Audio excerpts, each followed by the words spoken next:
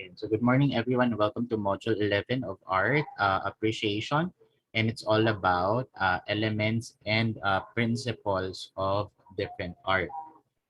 And this topic, no, as you might have noticed, has been discussed, no, or na-touch na natin siya, no, sa ating na-touch na natin siya sa ating discussion previously, no? So one way or the other, again,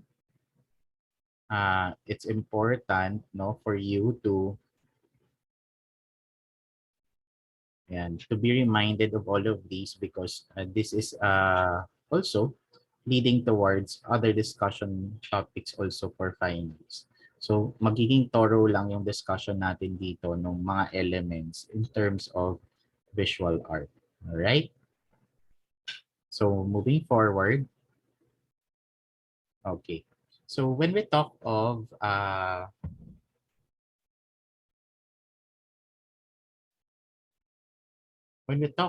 these topics, there are four specific, no, na objectives, no. So number one, to enumerate, no, the elements of visual arts. And second is to enumerate the properties and classification of colors. And then third is to identify how light affects color and value, no, the mystery of color perception and uses of the art elements. So what would be the different elements of visual art? So the material that the artist uses in creating work of art are the medium and the elements put together. An element of art can only be seen, no, in some medium, and this element is actually independent of the medium. For instance, ayan, a pencil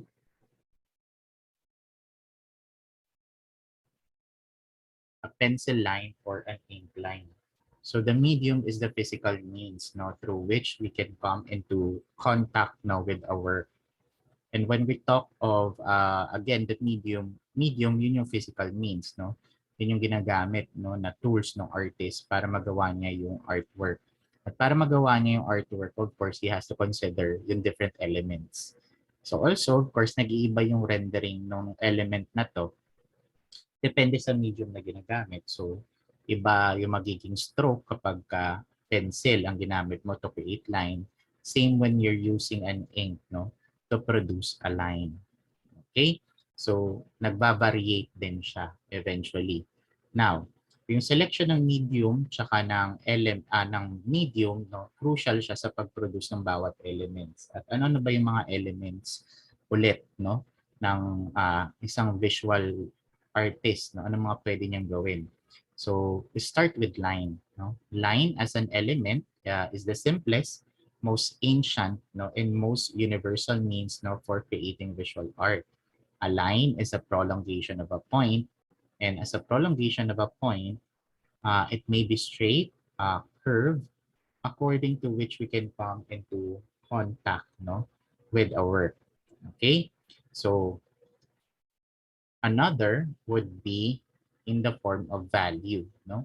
Value is the relative degree of lightness and darkness, no, in a graphic artwork.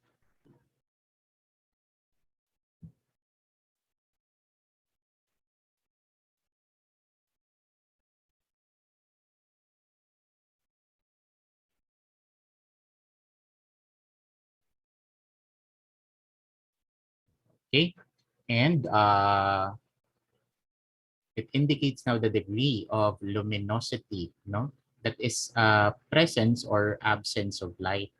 Now, in a value scale, no, white is actually considered as the highest value and black as the lowest point. The point halfway between them is called medium. The point halfway between the medium and black is classified as dark. It is value, no, which gives the impression of solidity. So Again, when you talk of value, you're looking at gaano ka present yung or absent yung light no doon sa color.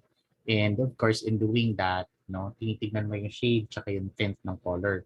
So for example, highest value of course palagi is yung color, yung lightest color. And then yung darkest color, yun yung nagiging uh, lowest no point ng value. So, moving forward, the point halfway between medium and black no is always classified as yung true color ng object. Okay? So, true value, ayan, makikita natin yung impression ng color no doon sa material or sa artwork na ginagawa. Okay? Nakadepend siya sa value na pinipili no ng artist. May it be monochromatic or maybe that they use complementary colors. So, lahat to kino-consider ng artist, no? Yung kulay at saka yung value ng kulay. So yung medium dito no, would be a lot different than the medium that we're talking about a while ago because medium here is the halfway point. Kapag ang value pinag-uusapan, yun yung halfway point between the lightest and the darkest color. Now, light and shadow. So kung maaalala ninyo no, dun sa discussion natin ng work no, ni Leonardo da Vinci na Mona Lisa, no? He made use of chiaroscuro. And chiaroscuro is an Italian word no, for light and dark, and it's actually different from value because what you're looking at here is how the artist no, would use light no, in order to form no, yung and cast shadow. So light and shadow is a means of modeling a figure in depth, no, as a means of articulating the form.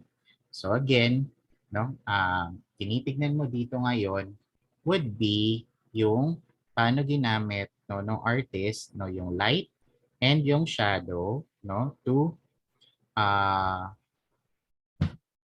emphasize yung depth no ng form ng object. Okay? So sa Mona Lisa, 'di ba, sa chiaroscuro technique niya, mas nakita natin na parang yung edges no ng face ni Mona Lisa ay very vague, no? Hindi siya ganun sobrang smooth, no? Na kaya yung transition niya from one color to the other ay hazy, no?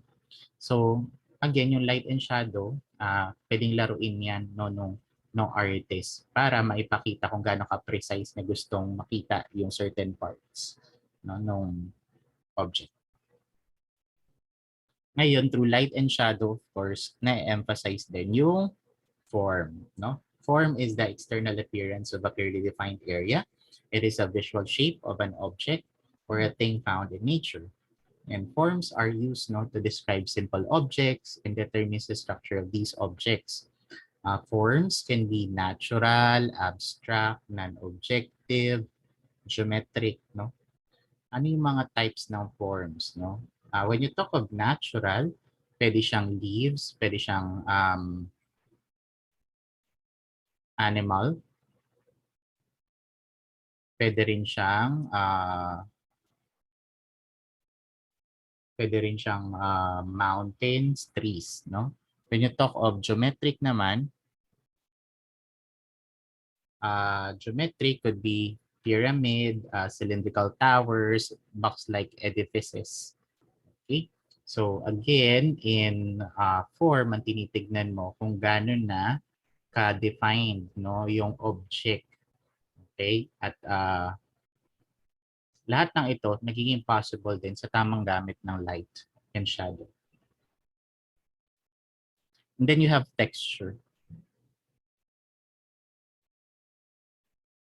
So when we talk of texture, textures is the surface quality of an artistic work. No? It gives a variety and beauty to any work of art. The sense of sight and the sense of touch are actually involved. Variations in textures of objects, buildings, and structures no, help now avoid monotonous effect no, doon sa painting. So, yung texture, kinagamit din siya ng artist no, para i-emphasize yung gusto niyang i-emphasize dun sa loob ng artwork. So, ano yung mga paano siya ginawa dito sa example natin.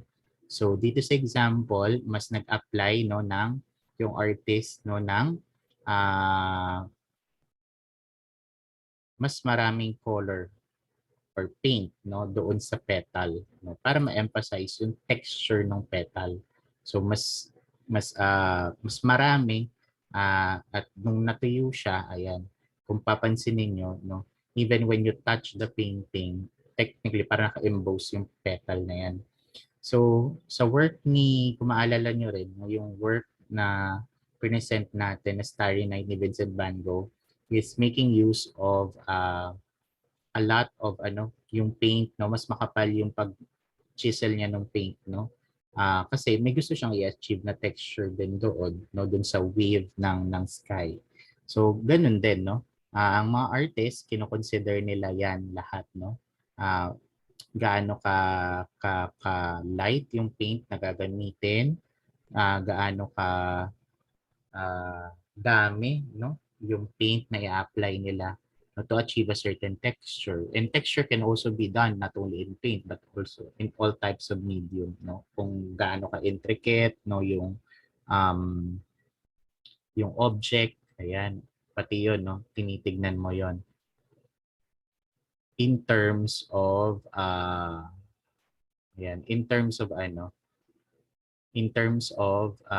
yung artwork. All right?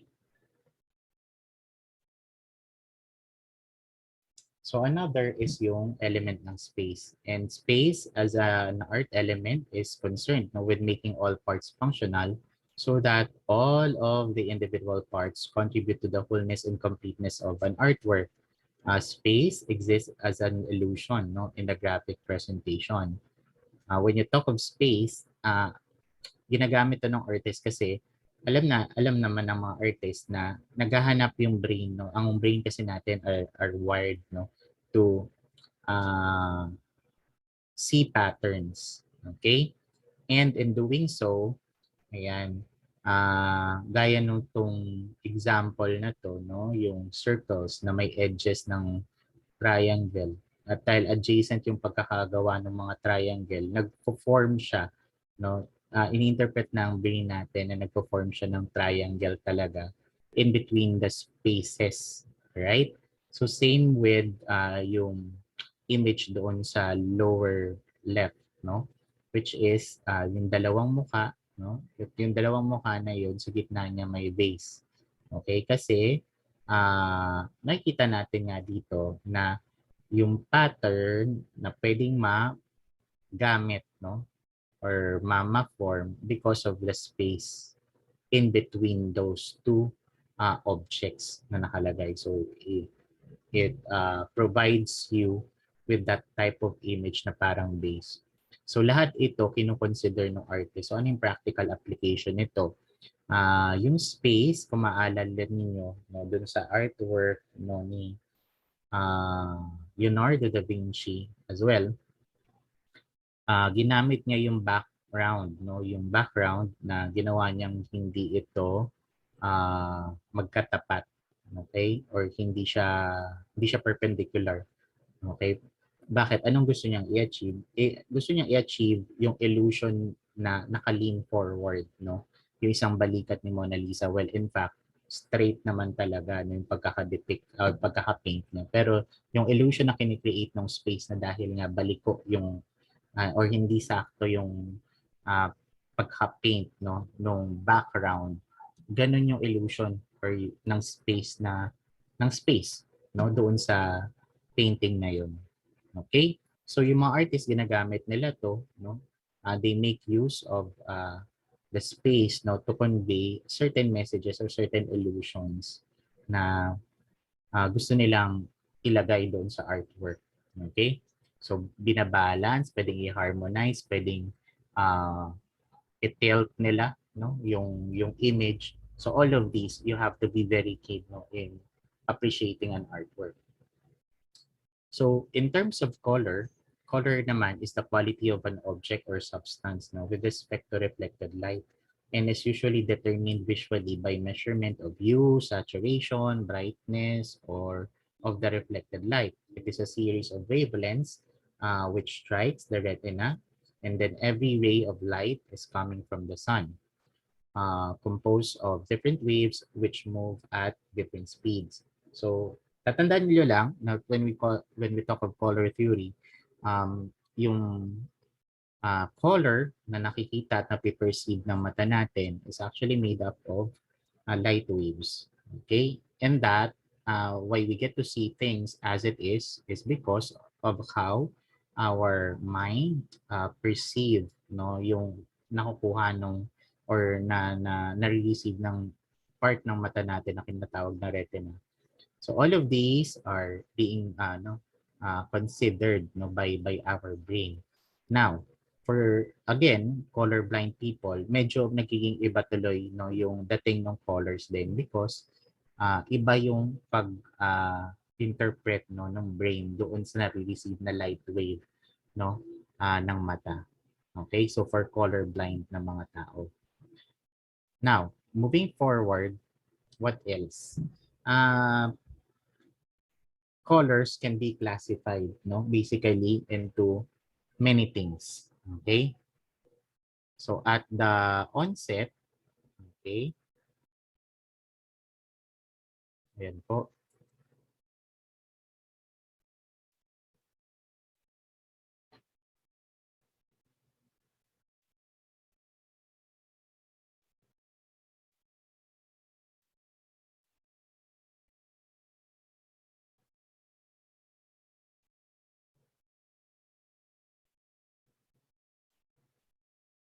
Okay.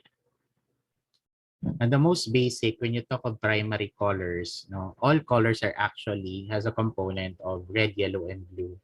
No, sa color theory, and ganun din naman talaga, no, yung gamit, no, kasi even sa pag lalaro ng kulay, importante meron kang yung tatlong basic color na yan, no? Hindi pwedeng mawala kasi hindi ka pa makapaghalo ng mga kulay kung hindi available tong tatlong kulay na to. So kung meron ka niyan, pwede ka talagang makabuo ng iba't iba pang hue, no?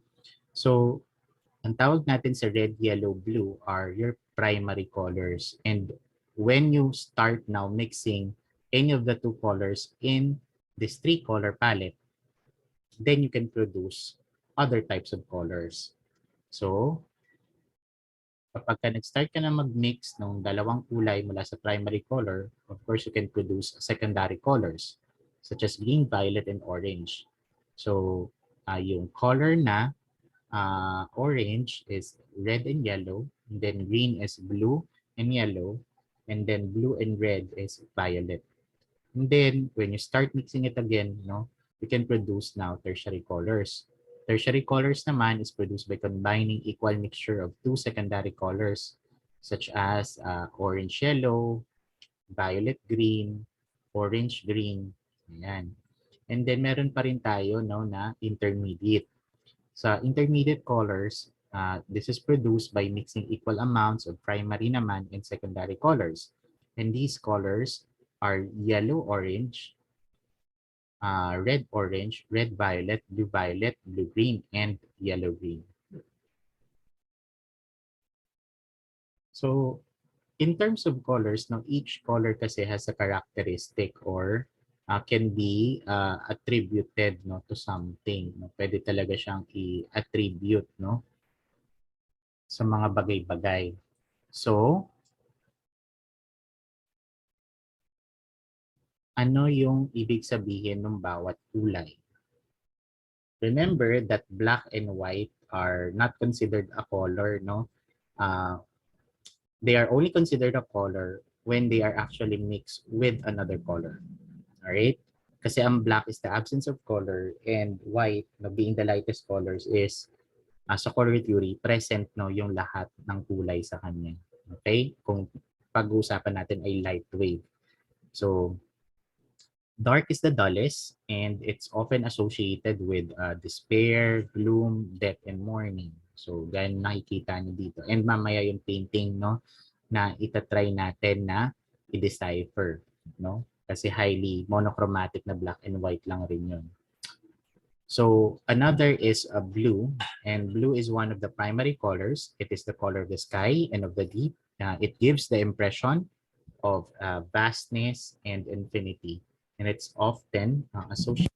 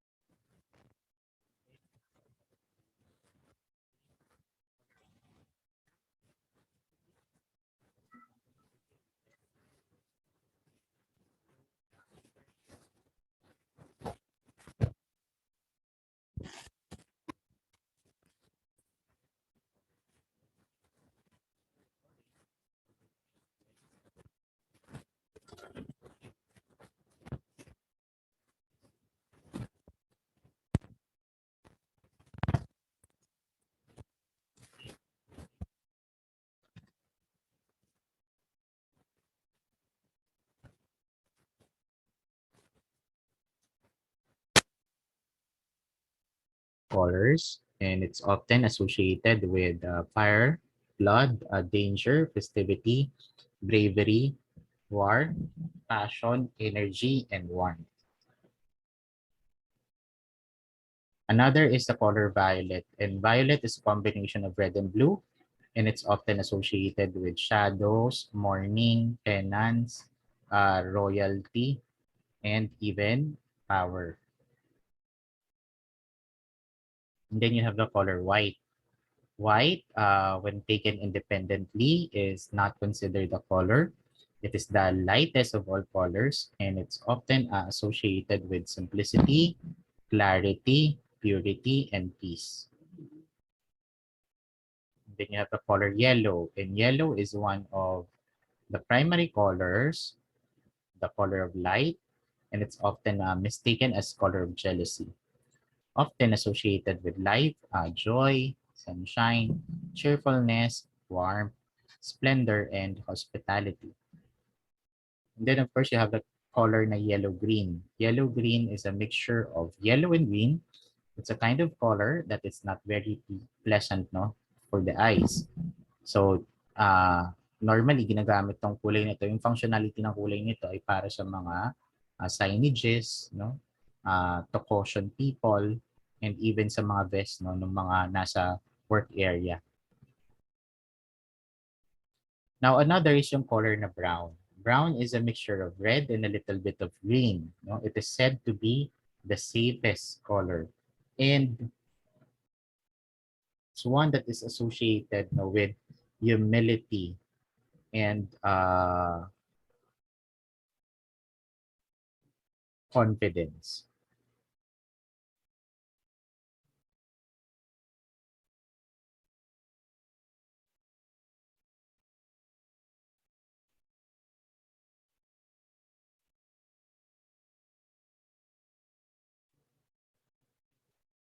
Okay?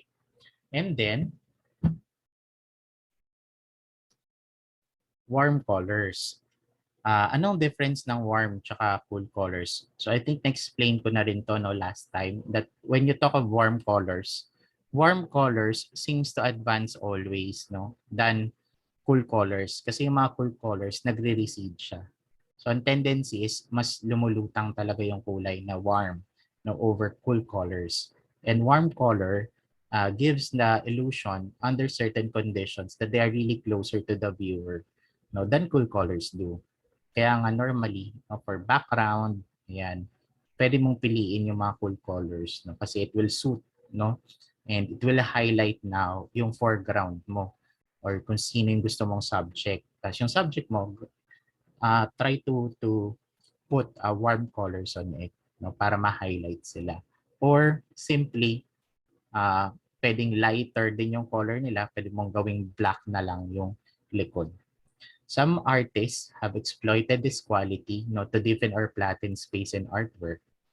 Si Vincent Van Gogh, no, mahilig siya sa ganyan na two types ng complementary color na cool tsaka warm color yung ginagamit niya sa mga artwork niya. Okay? At nilalaro niya yun palagi.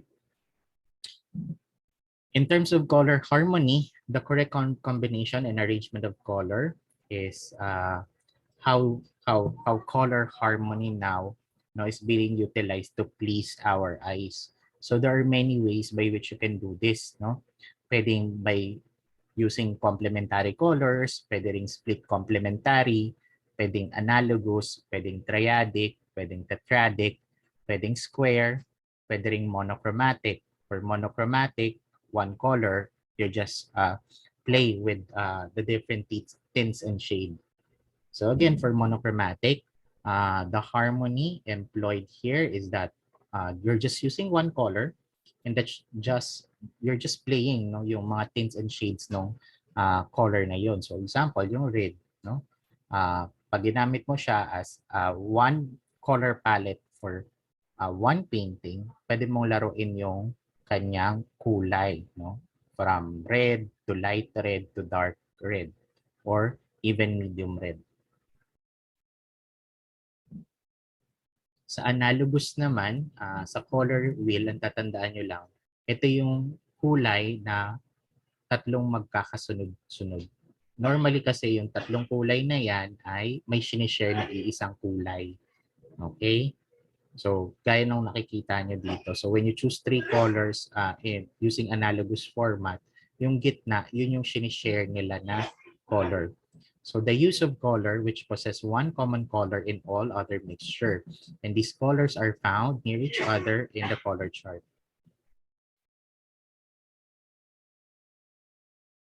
Example of this combination is orange, red orange, and yellow orange. So all of these colors, three colors, are actually sharing the color orange.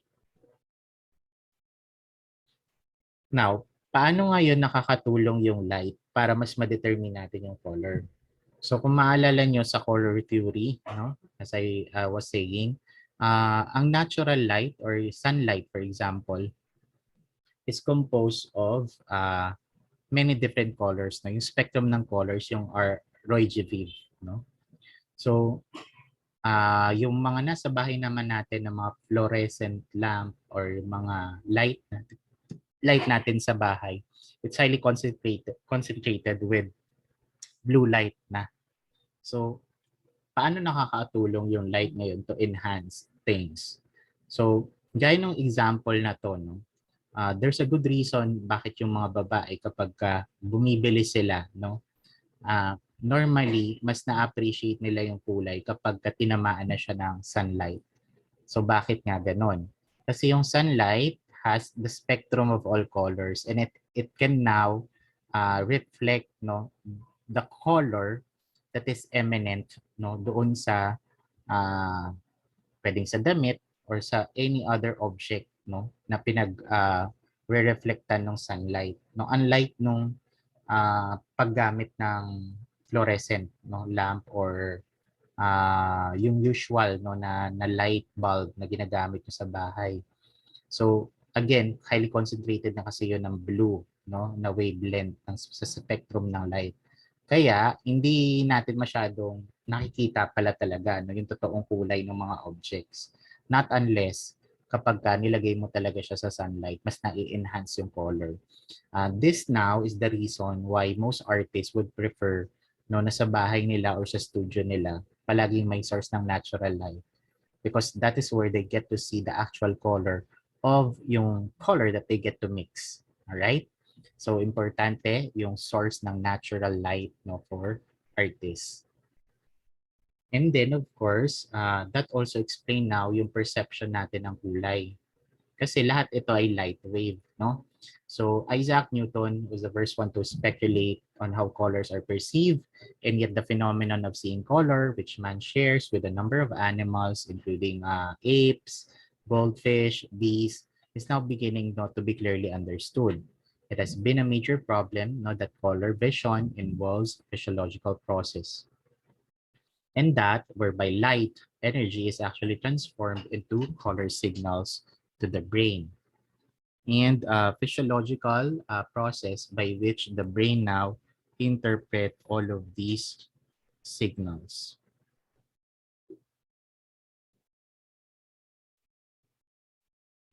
So as an early theorist, no, Thomas Young would present a satisfactory explanation of color vision as purely physiological action, in which combination of three primary colors is actually sufficient, no, to create any hue.